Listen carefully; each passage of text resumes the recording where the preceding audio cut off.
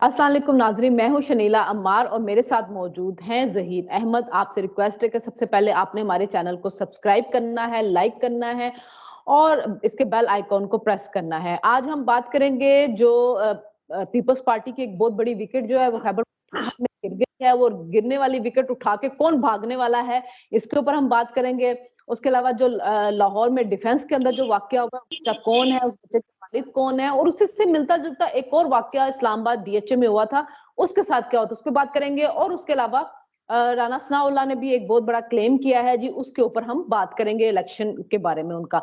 तो अस्सलाम वालेकुम ज़हीर, कैसे हैं आप? जी, वालेकुम सलाम। बिल्कुल ठीक-ठाक, आप कैसी हैं?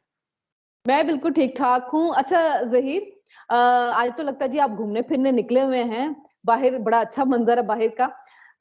ये खैबर पख्तूनख्वा गए हुए हैं बिलावल, वहाँ पे वर्कर्स कन्वेंशन के से खिताब कर रहे हैं, अभी पेशावर में भी उन्होंने खिताब किया है। लेकिन खैबर पख्तूनख्वा में उनकी बड़ी पुराना एक खानदान था, आलमगीर खानदान, उनके साथ बड़ी उनकी वाबस्तगी थी। तो आज उन्होंने छोड़ दिया, जबकि उससे पहले उनको 3 टिकट्स मिले थे, 3 टिकटों में इलेक्शन वो हार गए थे 2018 वाला, लेकिन 2008 में जीती थी। और जो आसमा आलमगीर है, उनकी डिप्टी सेक्रेटरी इत्तलात भी हैं, उनके हस्बैंड जो हैं वो वज़ीर भी रहे थे और इनके ऊपर करप्शन के कुछ चार्जेस भी चल रहे थे। तो क्या बनी है आसमा, क्यों छोड़ के चली गई? बड़ी पुरानी वाबस्तगी थी इस पार्टी के साथ। जी बहुत शुक्रिया शनीला।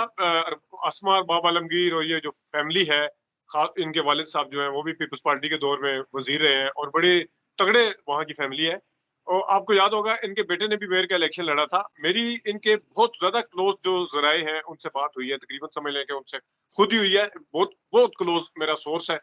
उनसे जब मेरी बात हुई तो मैंने जो-जो उनके हवाले से सोशल मीडिया पे या मीडिया के ऊपर खबरें गर्दिश कर रही हैं कि उन्होंने रिज़ाइन क्यों दिया, ये तो कन्फर्म है कि उन्होंने रिज़ाइन दिया है और ये हुँ। उस वक़्त रिज़ाइन दिया है जिस वक़्त पूरी प्लानिंग के तहत बिलावल भुट्टो ज़रदारी साहब वहाँ पे मौजूद हैं और उन्होंने परसों-तरसों आपके सामने बताया भी था कि मैं कहाँ-कहाँ खिताब करूँगा, मर्दान हो चुके हैं, एबटाबाद हो चुके हैं, आगे भी चतराल अ, वग़ैरह आगे भी जाना है। हाँ, आज भी आज उनका है आज कि जी, आज भी उन्होंने कहा मैं दीर में करूँगा, चित्राल में आगे जाके जी, करूँगा, आगे नौशहरा भी जाके करूँगा। जाऊँगा। हाँ। बिल्कुल, बिल्कुल। तो ये ऐसे टाइम के ऊपर हुआ है, आपको पता है कि शुरू से जो अस्मा और बाब आलमगीर हैं, वो उनके ऊपर कुछ इल्ज़ामात भी लगे थे। फिर वो यहाँ से दुबई भी चली गई थीं, उनको इल्ज़ामात के हवाले से, फिर वो वापस भी आ गई थीं। लेकिन इस वक़्त आपके सामने सूरत-ए-हाल है, ये बात तो बिल्कुल ठीक है। उनका मानना क्या है, उनका कहना क्या है, वो मैं आपको बाद में बताता हूँ, लेकिन पहले एक चीज़ के ऊपर कि जब कहा जा रहा है कि उनके बेटे को जब इलेक्शन में खड़ा किया गया और इलेक्शन वो जीत नहीं सके थे और यही वजह है कि और इसके साथ-साथ और भी वजह है कि उनको किसी ने बुलाया नहीं है और कोई उनको लिफ्ट नहीं करवा रहा, इस हवाले से भी है। और ख़ास तौर पे इस टाइम पे जब बिलावल भुट्टो हैं, मेरे ख़्याल में एक तो यही टाइम है कि जब आप किसी लीडरशिप को मैसेज कन्वे कर सकते हैं कि मेरे तहफ़्फ़ुज़ात हैं या मेरे साथ मसला है या मुझे इग्नोर किया जा रहा है। लेकिन उसके साथ-साथ ये भी देखना होगा कि बिलावल भुट्टो ज़रदारी साहब ने अपने खुद तकरीरों में परसों-तरसों जब सीनियर और पुराने लोगों को तनकीद का निशाना बनाया है, तो उनकी सोच सामने नज़र आती है और ख़ास तौर पे उस वक़्त ज़्यादा नज़र आती है, जिस वक़्त पार्टी के उनके बेटे को जब टिकट दिया गया, वो नहीं जीता। अब इनका ज़रिया, इनका अपना मानना क्या है, इनका अपना कहना क्या है अस्मा बीबी का, वो कहती हैं कि मुझे हमें इग्नोर किया जा रहा है। मेरे बेटे ने 56,000 वोट लिए थे और किसी ने केपी में इतने हज़ार अगर वोट लिए हैं, जो इस वक़्त आगे-आगे हुए हैं या उनके किसी रिश्तेदार ने जो आगे हुए हैं, उनके किसी जानने वाले ने या जिनको वो सपोर्ट कर रहे थे, उन्होंने अगर कोई इस तरह के इतने वोट लिए हैं, तो वो फिर हमारे सामने लेके आएँ। इस तरह के कोई वोट किसी ने नहीं लिए जितने मेरे बेटे ने लिए। वो कहते हैं कि उनका मानना ये है कि पार्टी की ओवरऑल जो सूरत-ए-हाल है वो खराब थी। इसके बावजूद भी उनका मानना ये है कि हमने सबसे ज़्यादा वोट लिए थे। लेकिन बिलावल भुट्टो का जिस तरह मैंने कहा है वहाँ पे आपको पता ही है कि फैसल करीम कुंडी हो गए और रुबीना खालिद हो गई। रुबीना खालिद के भाई हैं पाशा साहब अपना शाह ज़ाहिद शाह ग़ालिबन उनका नाम है जो भी। वो हैं, ये इस वक़्त बिलावल भुट्टो के बहुत ज़्यादा क्लोज़ हो चुके हैं और जितने भी जो बिलावल भुट्टो साहब मानते हैं या जितनी बात मानते हैं, जो भी कुछ करते हैं, तो वो इनके कहने के ऊपर ज़्यादा करते हैं पार्टी की वहाँ की इनकी जितने मर्जी ज़हीर तहफ़्फ़ुज़ात हैं, वो इनके एक पास। ज़िम्नी हाँ। एक ज़िम्नी सवाल ले लें।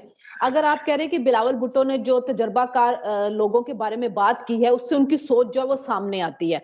तो इस तरह तो देखिए, अगर वो आसमा का बेटा है, वो तो यंग लॉट है, वो यंग ब्लड है और उसने इतने ज़्यादा नंबर्स भी लिए हैं, तो फिर तो बिलावल भुट्टो को उस पे तो इतराज़ नहीं होना चाहिए। हाँ, आसमा पे हो जाता, उनके हस्बैंड पे हो जाता, लेकिन अगर यंग लॉट को लेके करते, तो फैसल करीम कुंडी वगैरह से तो ज़्यादा फिर उसने पेशावर के अंदर एफर्ट करके उनको नंबर तो ले दिए, जहाँ पे इमरान खान का इतना होल्ड है, जहाँ पे जमीयत उलमा इस्लाम का इतना ज्यादा होल्ड है कि उनका मेयर पहले राउंड में तो उनका बंदा ज्यादा मेयर बन रहा था। तो फिर ये जो चीज है बिलावल भुट्टो की, ये इसके साथ फिट नहीं बैठती है। मैं असल में पीछे शोर बहुत ज्यादा है। अगर शनीला यहाँ पे थोड़ा सा मैं चाहूंगा कि अभी नहीं बल्कि थोड़ी देर में आप अपने सवाल को अगर रिपीट कर लें, 1 सेकंड मुझे दीजिएगा। एक, 1 सेकंड। कोई बात नहीं, ये लाइव में यही सारा कुछ होता है और हम हमारे मीडिया में ये सारा कुछ चलता चलता है।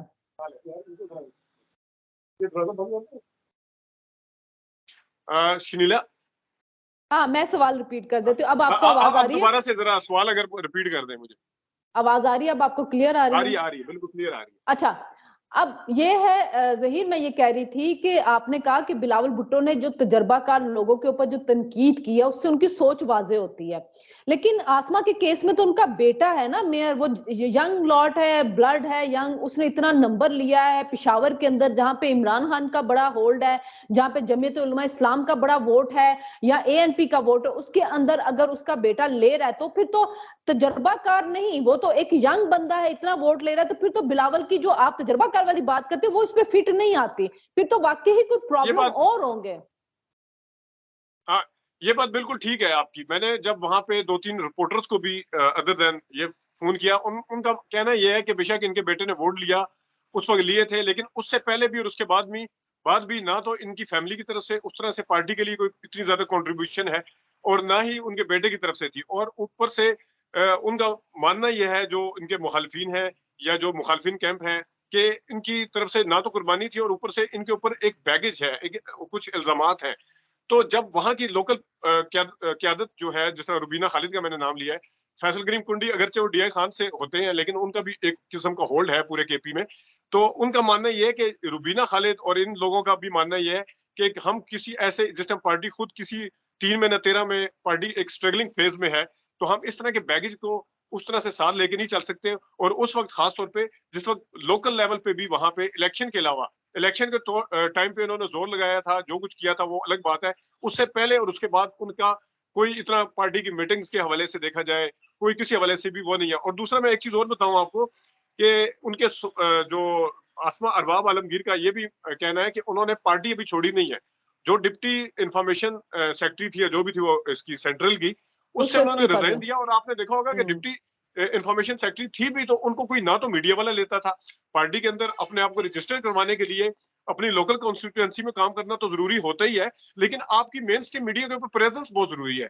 अगरचे मैंने 1-2 दफ़ा देखा कि उन्होंने मतलब कहने की कोशिश की, मीडिया को अप्रोच करने की कोशिश की कि हमें लिया जाए, या तो मीडिया उनकी तरफ आया नहीं है या वो खुद आना नहीं चाहती थी। तो उन्होंने उनका कहना ये है कि मैंने अभी जो पार्टी की पार्टी छोड़ी नहीं है। और अभी भी उनके जहन में शायद कहीं है कि अगर बिलावल भुट्टो साहब जो हैं वो किसी जगह पे उनको वो करेंगे और वैसे जो आम मीटिंग होती है वो उसमें जाने के लिए तैयार है। उसमें जाने के लिए उन्होंने कतन लेकिन कोई इनकार नहीं लेकिन किया।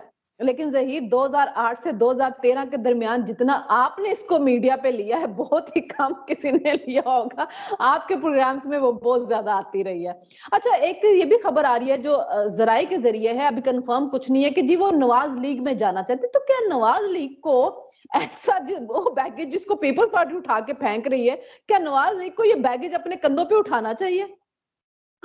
नहीं, मैंने उनसे जब रिपोर्टर वगैरह से पूछा और उनके ज़रिए से भी मैंने सवाल किया, तो उन्होंने सियासत के हवाले से तो भी फ़िलहाल का दूसरी पार्टी के हवाले से उन्होंने एक किस्म का इनकार किया है।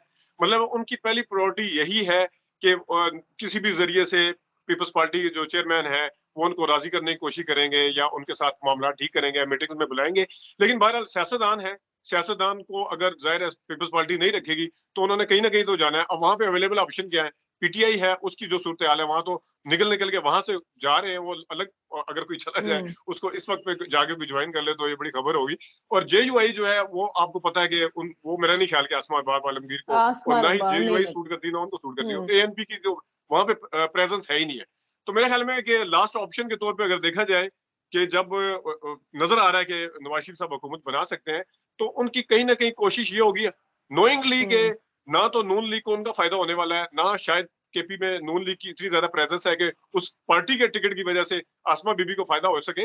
लेकिन ये जरूर है कि अगर बिलफर्ज वो नून में जाती है, उनको इतना फायदा जरूर हो जाता है कि अगर वो मरकज शरकज में हुकूमत बना ले, या मशीर और या फिर आगे जो रिजर्व सीट्स होती हैं, इस हाँ हवाले से उस पे जरूर कुछ हो कुछ सकता है। लेकिन उन अभी पहली प्रायोरिटी उनकी यही है कि उन्होंने इसी उम्मीद के साथ रिजाइन किया कि उनको राजी किया जाएगा।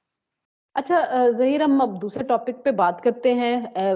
जो लाहौर में डीएचए में एक बड़ा बद क्या उसको कहें कि बदनसीब वाकया हुआ, और बच्चा जो था, जिसको बच्चा नहीं है, अगर आप देखें वो कह रहा है कि मैं ए लेवल में हूँ, A2 में, तो उसका मतलब को 17-18 साल का वो है। उसने जानबूझ के कत्ल किया एक तरह से। इसको हादसा नहीं हम कह सकते कि उसने हिट किया है। और जो फैमिली है मुतासरा, उन्होंने खुद टीवी के ऊपर आए हैं, मोहसिन नकवी के साथ उन्होंने प्रेस कॉन्फ्रेंस करते हुए बताया कि पहले उनकी बच्चियों को हरासा कर रहा था, और उसके बाद वो उसने जब इन्होंने मना किया उसको, तो उसने कहा तुम लोगों को मैं मजा सिखाता हूँ। वो 170 180 की स्पीड पे गाड़ी लाया और लाकर उसने उनकी गाड़ी को हिट किया। 6 लोग उनके जाँ बाक हुए।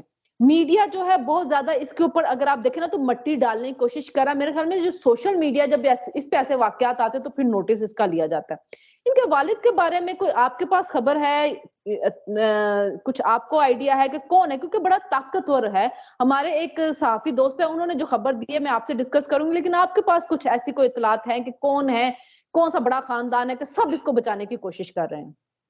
नहीं, सबसे पहले तो मैंने आपका कहना बिल्कुल सही है। इस बच्चे की भी मैंने वीडियो देखी।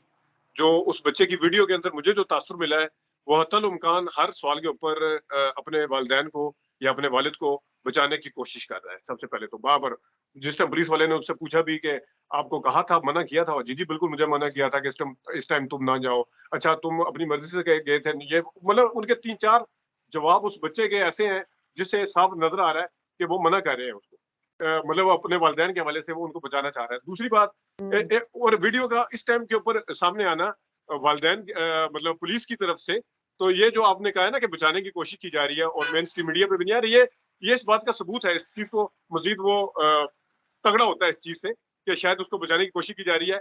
उनके वालिद के हवाले से मेरी जो वहाँ के लाहौर के 1-2 रिपोर्टर हैं चैनल्स के, क्राइम रिपोर्टर हैं, उनसे जब मेरी बात हुई है, तो उनका मानना ये है कि उनका कहना ये है कि वालिद जो है असर और रसूख वाले हैं। लेकिन मेरे ज़हन में भी शायद उसी किस्म का सवाल था जो आपके ज़हन में है कि कोई ब्यूरोक्रेट होंगे या किसी और जो तगड़े इदारे हैं उनकी तरफ से होंगे। लेकिन मुझे ये सुन के बड़ी हैरानी हुई है, अब इसमें कितनी सदाकत है, लेकिन बड़ा ऑथेंटिक सोर्स के ज़रिए मैं आपको बता रहा हूँ कि उनके वालिद ताजिर हैं, ट्रेडर हैं, ताजिर हैं वहाँ के। और अब ताजिर वो कितने असर और रसूख वाले हैं, उनका क्या इतना मतलब लिंक है किसी के साथ कि उनको आगे नहीं आने दिया जा रहा है, या उनके बच्चे को बचाने की कोशिश हो रही है, हर तरफ से हो रही है। तो ये अच्छा, मेरे लिए खबर है। लेकिन हाँ, जी, मेरे पास जो है वो ये है कि उनके वालिद ताजर, मतलब अगर बिजनेसमैन उनका कहना होगा, लेकिन वो बिल्डर हैं, और कंटोनमेंट के ज्यादातर जो प्रोजेक्ट्स हैं वो उनको मिलते हैं। तो अगर वो उनको मिल रहे हैं तो फिर आप समझ सकते हैं कि उनके लिंक्स कहाँ कहाँ पे हो सकते हैं। हाँ, बिल्कुल देखिए ठीक है। ये बात आपने बिल्कुल ठीक कही है। ताजिर जो है वो बड़े-बड़े हैं, ताजिर रगड़े भी जाते हैं, ताजिर गेड़े में आ जाते हैं। तो अगर जिस तरह आपने बताया कि लिंक है, हमारे मुल्क में एक ठेकेदार पूरा मुल्क चलाता रहा है भाई। हाँ, अब नाम और हम ले लिंक हैं लिंक से ठेका। बिल्कुल, और लिंक से आप अंदाज़ा करें ना, आप अंदाज़ा करें कि जिन-जिन के लिंक होते हैं तो उनको जो सामने चीज़ें नज़र आ रही होती हैं, उनका तो नाम हम्म। फिर भी नहीं लिया जाता, बिज़नेस टाइकून कह के टाल दिया जाता है, क्योंकि बिजनेस टाइकून उनके कह के लिंक्स होते कहते हैं। हैं। तो हाँ जी। ये आपके बिल्कुल आपने सही इस चीज़ को उठाया है कि लेकिन ये है कि मामला बिल्कुल सामने आना चाहिए, पुलिस के ऊपर सवाल होना चाहिए कि वो एक तो इन्वेस्टिगेशन क्या सही रास्ते पे कर रही है या नहीं कर रही, और अगर कर भी रही है तो अगर इनकी वीडियो आपने दिखाई है, सारा कुछ दिखाया है, तो मेरे ख्याल में दूसरी पार्टी के जितनी रिजर्वेशंस हैं उनको भी एड्रेस किया जाना चाहिए, खासतौर पे पुलिस के साथ है या इन्वेस्टिगेशन के हाँ। हवाले से जो कुछ प्रॉब्लम आ रही है उन्हें। अच्छा ज़हीर, मैं एक्चुअली इसी तरह जो बात कर रही थी ना कि फैमिलियों को जो है छुपाया जाता है, प्रेशर डाल दिया जाता है, ऐसे ही एक वाकया चंद साल पहले डीएचए फेज टू इस्लामाबाद में भी हुआ था। वहां पे भी एक कपल था, तो लड़के ने दूसरी तरफ पे एक कम उम्र लड़का गाड़ी चला रहा था, तो और वो गलत साइड से आया और उसने उसको रोक के कहा, और ये सीसीटीवी फुटेज से ये सारा वाकया सामने आ गया था कि तुमने ये गलत वो किया है। तो उसने ना गाड़ी रिवर्स की और वो अपनी गाड़ी की तरफ बंदा जा रहा था, तो उसको गाड़ी हिट की। वो लड़का कितना अरसा कोमा में रहा, उठा और वो उसको माजूर हो गया। जिस लड़के ने हिट किया था उसका वो कर्नल का बेटा था, और उसका बाप कोर्स मेट था जनरल बाजवा का। और जनरल बाजवा ने पूरी तरह प्रेशराइज किया था विक्टिम फैमिली को कि आप ये केस वापस ले लें। उस जो जो मुजरिम बच्चा था, उसकी माँ जो थी वो अदालत के अंदर गालियां दे रही होती थी, धमकियां दे रही होती थी, बजाय इसके कि वो रियलाइज करती कि मेरे बेटे की गलती, मेरे बेटे ने क्या किया, माफी मांगे, वो उल्टा धमकियां देती थी। ये वालिदैन का जो होता है ना, जो बच्चे को पता होता है कि मेरा बाप बहुत असर और रसूख वाला है, वही बच्चा ये हरकत करता है कि मेरा बाप या माँ कहीं छुड़ा लेंगे।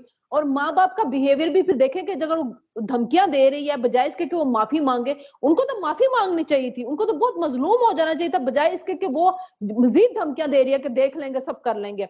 और उस फैमिली को इतना ज्यादा प्रेशराइज किया गया था कि उनके वो बच्चा बच गया था अदालतों से, क्योंकि जाहिर है पीछे कौन कौन लोग थे।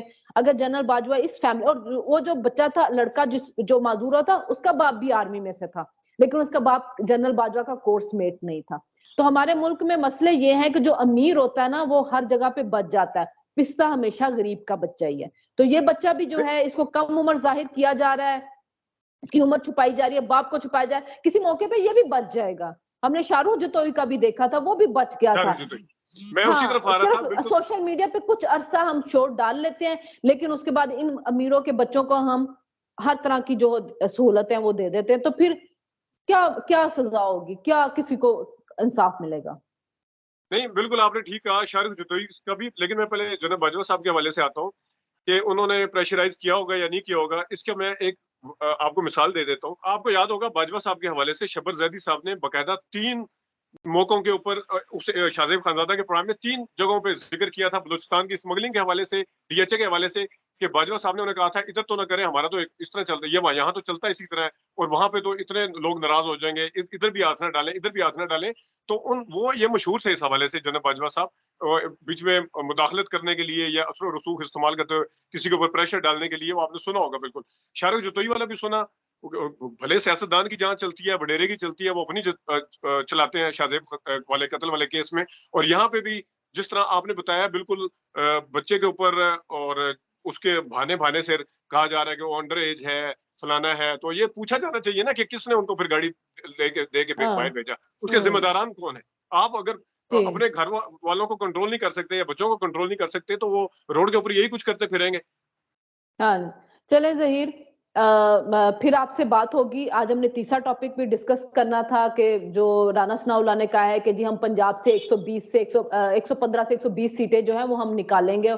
साउथ पंजाब में हमारी जो पोजीशन है काफी मजबूत है, 35 जो है वहां पे इलेक्टेबल हमारे 45 है, 35 हमारे जो हम सीटें निकाल लेंगे। तो चले उस पर हम फिर डिस्कस करेंगे। और अभी नाजरीन हमें इजाजत दीजिए, चूंकि हमारा वो जो दूसरा टॉपिक था वो थोड़ा लंबा हो गया, तो टाइम हमारा खत्म हो रहा है। तो आपसे फिर मुलाकात होगी, फिर हम ये सियासत जो है वो तो चलती रहेगी, क्योंकि जाहिर है इलेक्शन के अंदर हम आ चुके हुए हैं। आपसे बस रिक्वेस्ट यही है कि आप हमारे चैनल को लाइक करें, सब्सक्राइब करें, बेल आइकॉन को प्रेस करें। फिर मुलाकात होगी जी, अल्लाह हाफिज।